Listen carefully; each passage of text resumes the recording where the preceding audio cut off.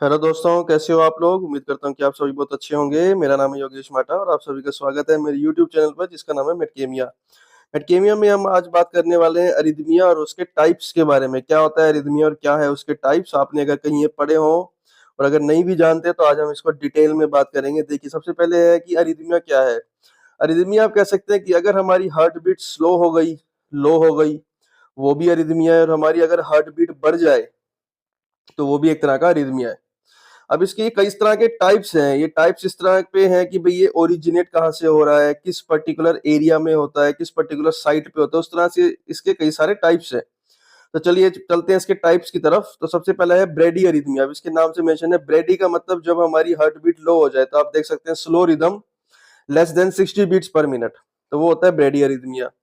उसके बाद है टेकीरिथमिया। टेकीरिथमिया का मतलब टेकी मींस टेकीकार्डिया हम जिसको बोल देते हैं, जिसमें हमारी हार्ट बीट बढ़ जाए, तो टेकीरिथमिया उसी से लिया हुआ है। Fast rhythm which is more than 100 beats per minute, तो उसको हम बोलते हैं टेकीरिथमिया। अब दूसरा है supra ventricular arrhythmia. Supra ventricular arrhythmia का मतलब जो कि which lies above the ventricle, which lies above the right ventricle के ऊपर से जो ओरिजिनेट हो। जैसे कि अगर आप ध्यान दें, राइट एट्रियम में हमारा क्या होता है, SA node, atrium, AV node. SA node जिसको हम बोलते हैं पेसमेकर, तो वहां से जो अगर जनरेट हो रहा है तो उसको हम बोलते हैं सुप्रा वेंट्रिकुलर। वेंट्रिकुलर इरिथमिया का मतलब जो कि वेंट्रिकुलर में ही हो रहा है। अब जब वो एसए नोड से जनरेट होती है तो वो कहाँ जाती है, बंडल ऑफ हिस, तो bundle branches, परकिंजे fibre, ventricular muscle, जो अगर उसमें ओरिजिनेट हो उसको हम बोलते हैं वेंट्रिकुलर अरिथमिया। उसके बाद है साइनस अरिथमिया। साइनस अरिथमिया जो है जनरल अरिथमिया है, जो कि normal physiological variation with respiration, जिसमें रेस्पिरेशन के साथ जो है वेरिएशन कोज हो। ये कॉमन है आजकल के यंग पीपल में।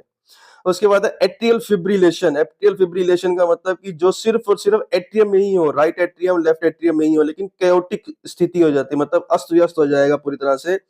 इरेगुलरली इरेगुलर रिदम जिसमें निकल के आती है उसको हम बोलते हैं एट्रियल फिब्रिलेशन। एट्रियल फ्लटर जो है वो रैपिड होता है, तेज होता है, इसमें अस्त व्यस्त नहीं होता। मतलब अस्त व्यस्त का मतलब ये था कि इसमें ज्यादा भी होगा, स्लो भी होगा, कम भी है, ज्यादा है, वो तो कहलाता है फिब्रिलेशन। फ्लटर में वो सिर्फ ज्यादा ही रहता है, इंपल्स ज्यादा हो जाती है। और जो एट्रियल बीट है वो 200 से 350 पहुंच जाती है। एट्रियल बीट इट इज, आप कह सकते हैं ये पार्ट है हार्ट बीट का। उसके बाद है वेंट्रिकुलर अरिथमिया।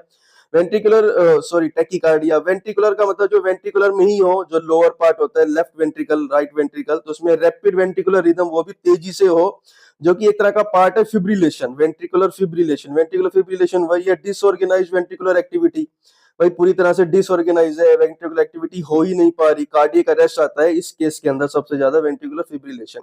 फिर है प्री मेच्योर कॉन्ट्रेक्शन, मतलब जो पहले से ही अर्ली बीट हो जाना, जो कि उससे पहले ही बन जाना, उसको बोलते हैं प्री मेच्योर